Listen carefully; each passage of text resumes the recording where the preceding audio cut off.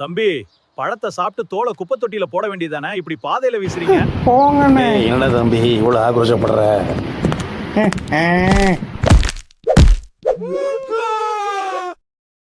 மன்னிக்கவும் ஐயா, இனி இப்படி செய்ய மாட்டேன். நல்லது தம்பி. இனிமேலாவது புத்தி வந்தா சரிதான்டா.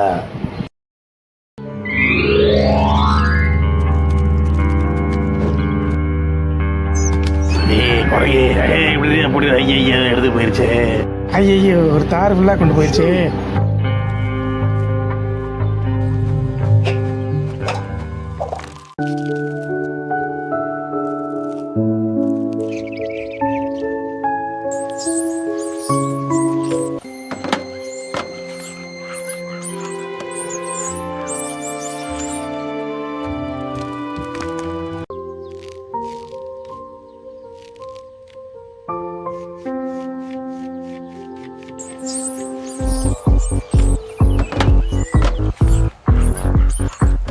அம்மா, நீங்க இனிமே தண்ணி இறைக்க கஷ்டப்பட வேண்டாம். ஃபுல்லா லூப்ரிகேஷன் பண்ணிட்டேன்.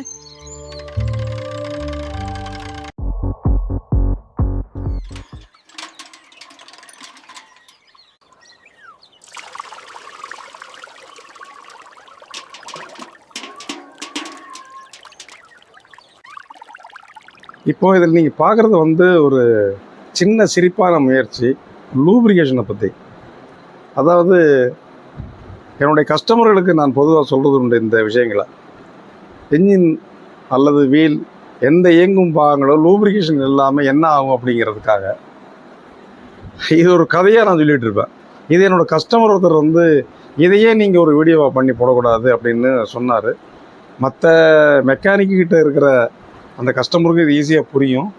தவிரவும் லூப்ரிகேஷனாக என்ன அப்படிங்கிறத நாங்களும் புரிஞ்சுக்க முடியும் ஈஸியாக அப்படின்னு. இது ஒரு சின்ன சிந்தனை தூண்டுற மாதிரி ஒரு முயற்சி தான். அது எப்படி இருக்குன்னு எனக்கு தெரியல, பாருங்கள். ஏன் இதை சொல்கிறேன்னா, என்னோடய கஸ்டமர் ஒருத்தர் வந்து இப்போ தான் நீங்கள் ஆயில் மாற்றினீங்க, இப்போ தானே நம்ம கிரீஸ் அப்ளை பண்ணியிருந்தோம் வீலுக்கெல்லாம், திரும்ப திரும்ப ஏன் சார் அதை பண்ணணும் அப்படின்னாரு. அதை அவர் நிறையா ஓட்டுறவர் தான். அவருக்கு வந்து இந்த அடிக்கடி இந்த வீல் பேரிங் ப்ராப்ளம் வரும், லூப்ரிகேஷன் வந்து ட்ரை ஆகிடுறதுனால. அதுக்காக அவர் சொல்கிறது ஒன்று இந்த கதையை பாருங்கள். இது பிடிச்சிருந்துன்னு நீங்களும் உங்களுடைய கஸ்டமர்களுக்கு காட்டுங்க. திருப்பி இன்னொரு வீடியோவில் நம்ம பார்ப்போம்.